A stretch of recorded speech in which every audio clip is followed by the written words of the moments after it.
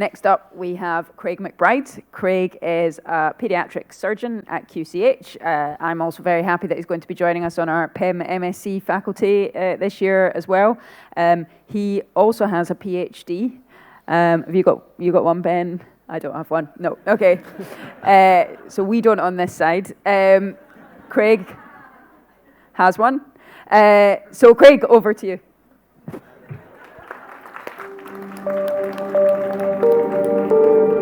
It starts with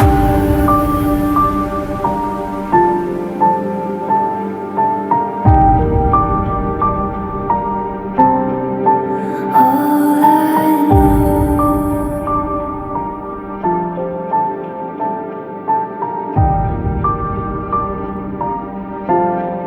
So unreal.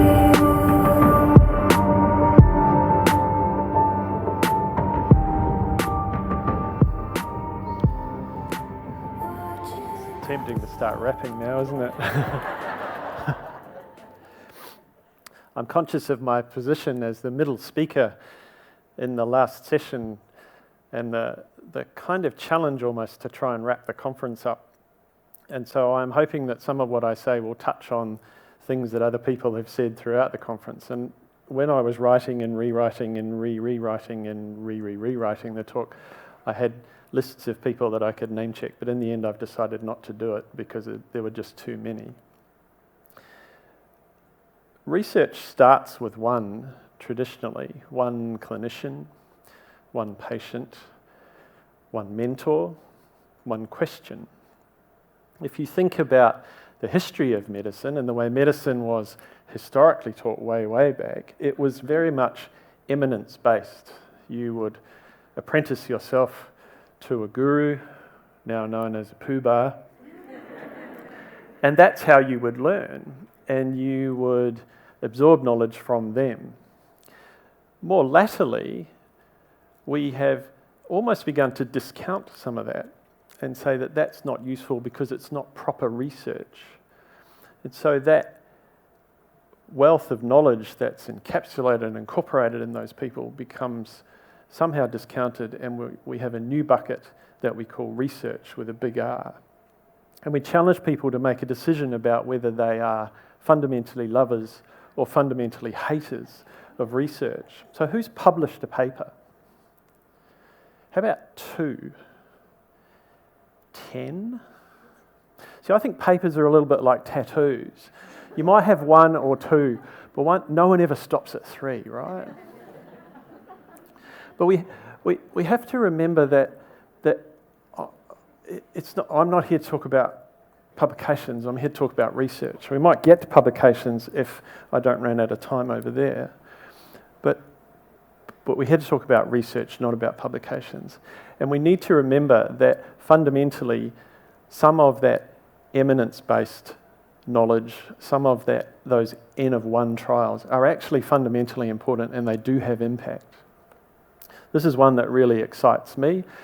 This is Arthur Goodell's dog, Airway, and this is Airway in an aquarium at the ASA meeting in the United States with a cuffed endotracheal tube in, showing that they work for airway protection. So that's an N of 1 trial that's actually really important. Who's published a case report? Yeah, that's usually where you start, isn't it? That's your first tattoo. It starts with 1. But we need to remember who research is really for, and we need to ask ourselves the question and challenge ourselves, is it for me and my career and my eminence, or is it about the patients? My PhD started with a patient, and his name's Bo, and I grafted his burn, and he was very happy with the graft, and he wasn't at all happy with his donor site on the thigh, because it's Queensland, and that's on view. And that led me down a pathway to try and work out what do we do with the donor site in children's burns. And N of 1 research doesn't work for that. I needed bigger numbers, and so that's where research with a big R starts to come in. I can talk to my colleagues, but that didn't really help because the biggest centre for children's burns in Queensland is the Children's Hospital that I work at, And as it happens, I work in the Burns Centre, so then it was really set up to be able to do that research. All I know is what's part of my bucket. Thank you, Ben. My mob, my tribe. But when I'm interacting with patients, I need to remember that that research is going to impact upon real people. And while I know medicine and burns and surgery, I don't know that person and their environment or their mob or their country.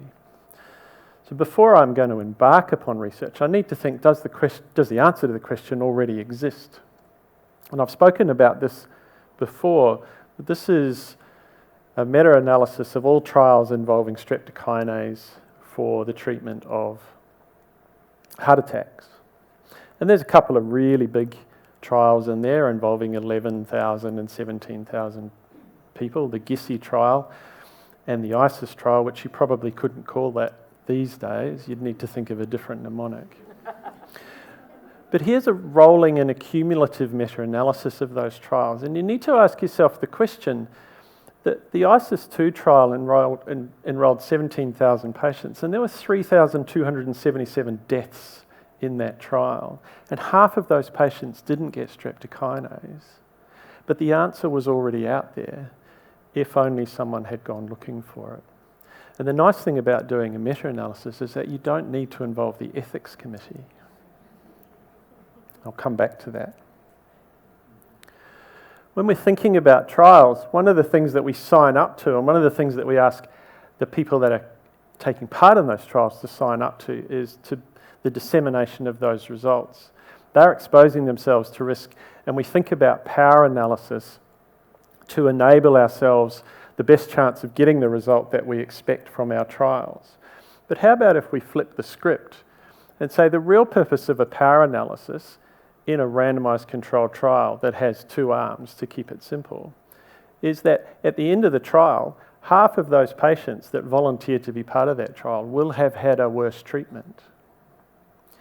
And if research is really about the patient rather than the researcher or the medical journal, then maybe the way to think about a power analysis is how few people can I enrol in this trial so that the smallest number of people possible are exposed to a treatment that, after the fact, I then learn to be less effective. It's almost a continuation of, is the answer already out there? Most medical trials don't take place in the real world. They are snapshots of an idealised patient population. And it's important to show you're working in the trial. Does anybody know where that picture's taken? Does anybody know where that picture's taken? Oh. Anyone's... Yeah, it's in New Zealand. Good start. Yeah, that's like Wakatipu. That's where my great-great-great-grandfather drowned, but that's not the point. The point is that... the point is that in doing research, it's important to know what's your patient population, who is included and who is excluded from trials. And traditionally, the people that potentially are the ones that will benefit the most from the trials, the marginalised, the people for whom English is not their first language, they're excluded by design. So the generalisability of those trials becomes questionable. And it allows researchers to sweep things under the carpet and to not include or to move around results if they're inconvenient, or to go hunting for results that are statistically significant but may or may not be clinically significant. That's been codified in a variety of publications. This is one from Ben Goldacre.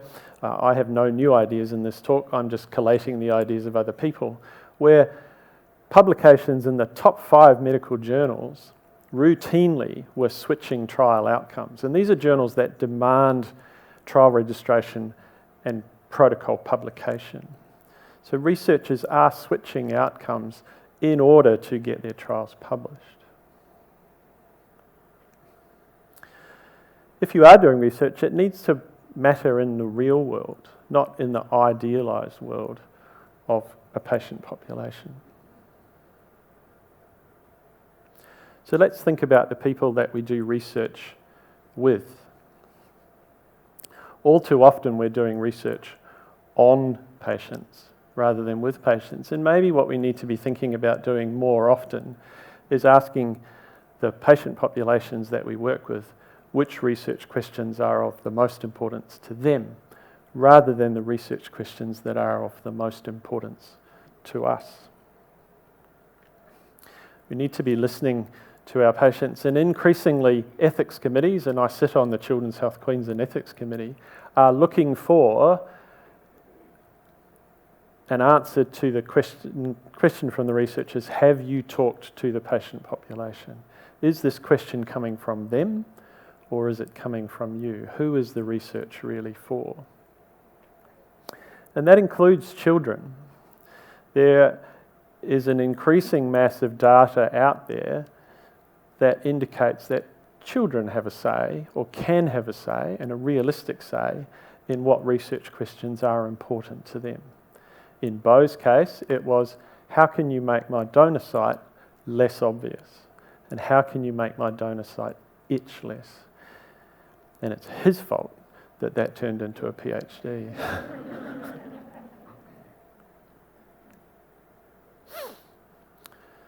Research evolves and things aren't the way that they were before. Most research involves an interaction with an ethics committee. And the most common phrase I hear is, we need to get this through ethics, as if ethics is a barrier to good research. That phrase to me suggests that people are trying to do the least worst research that they can get away with, just staggering over the bar of the ethics committee. Maybe we need to turn that around. Maybe we need to think about it in a different way and change our approach, as Fosbury did.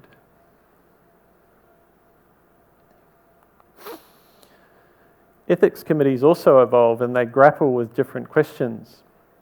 And at the moment, one of the questions that's high on the agenda with ethics committee is the concept of consent and informed consent.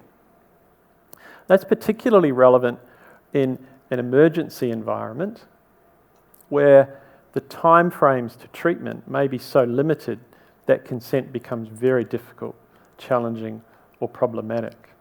And there's a concept that goes by various names: no consent, waived consent, deferred consent, consent to continue, but they all mean the same thing. They all mean research has started and then we talk to patients about whether that's okay. And people are very uncomfortable with that concept. If you ask patients, or their parents more specifically, parents are actually generally okay with that, both conceptually and also the parents of children who were enrolled in trials such as that. More interestingly, if you ask children what they think about that, they're actually okay with it as well. It's often the clinicians that have the most problem with that as a concept. If we talk with our patients and engage in research with rather than research on, we may be surprised.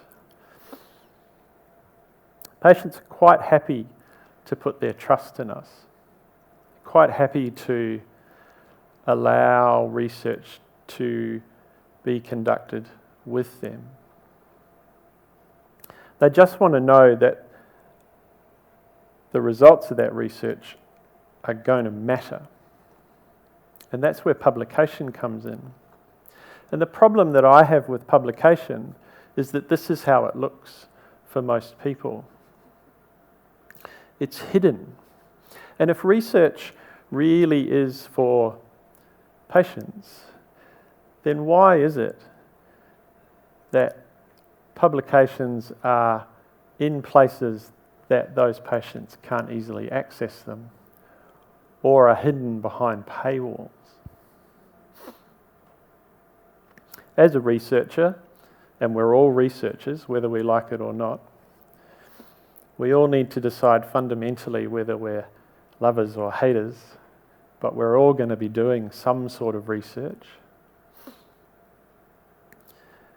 We need to make an active decision about whether we're going to do research with or research on. And then we need to make some sort of active decision about how we're going to disseminate rather than publish that information. Because with all due respect to Shinoda, Bennington et al. 2000, in the end, it really does matter.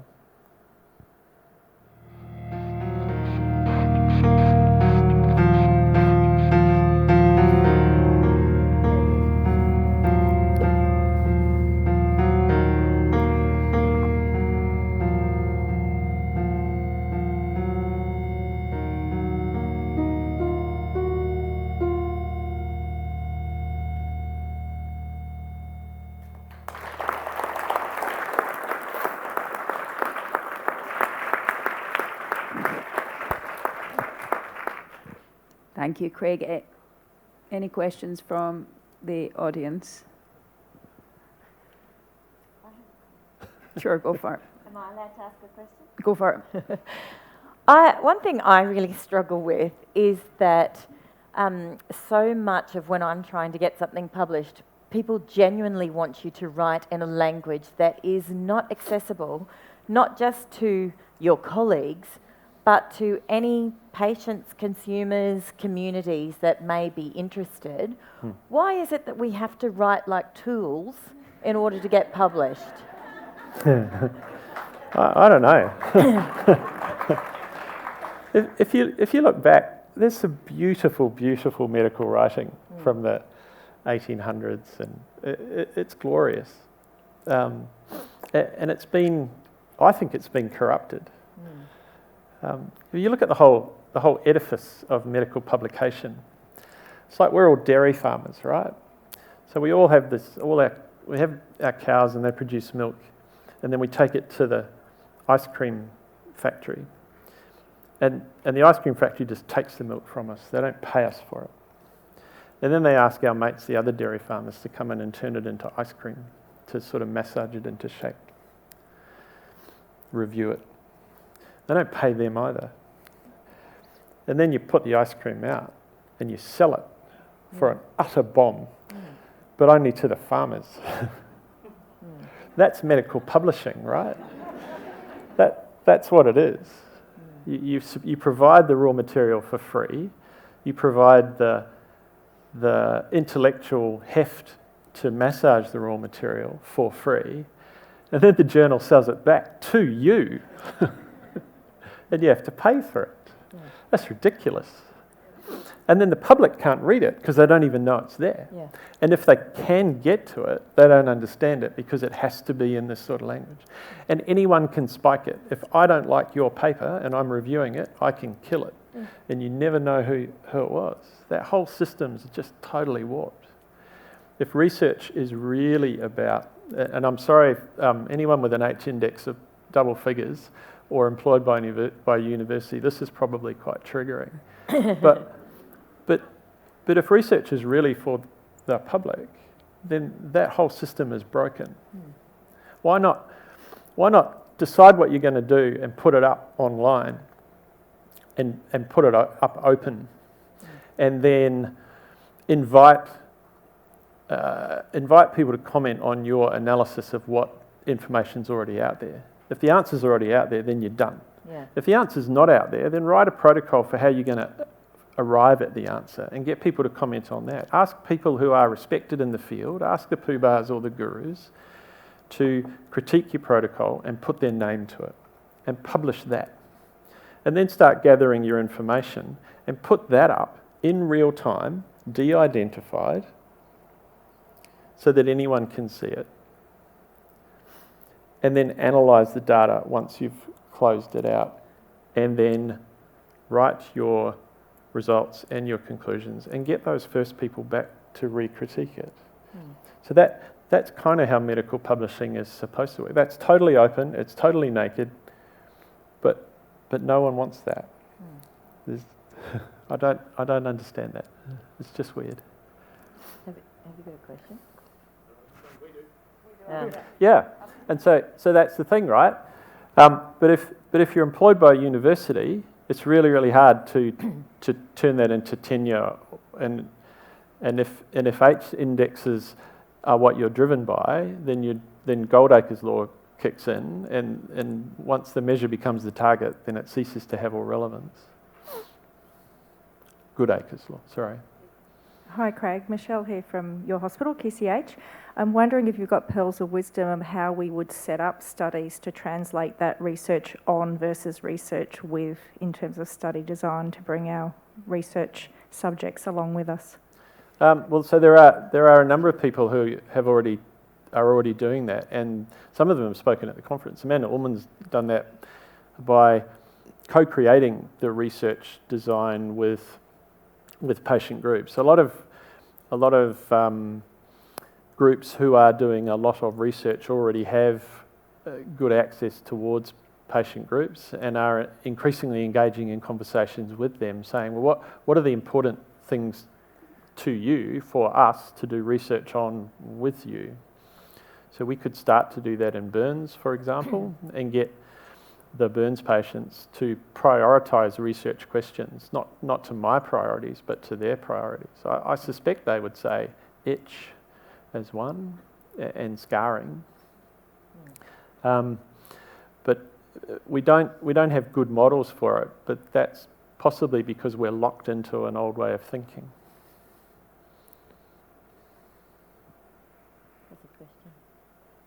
Yeah, we'll go. We can have one more question and then we'll move on. Sorry, Britt. Steps. Where were we? This way. It was me. As someone with an H index in double digits, I was triggered. But not in the way you might think, in that I completely and utterly agree with you.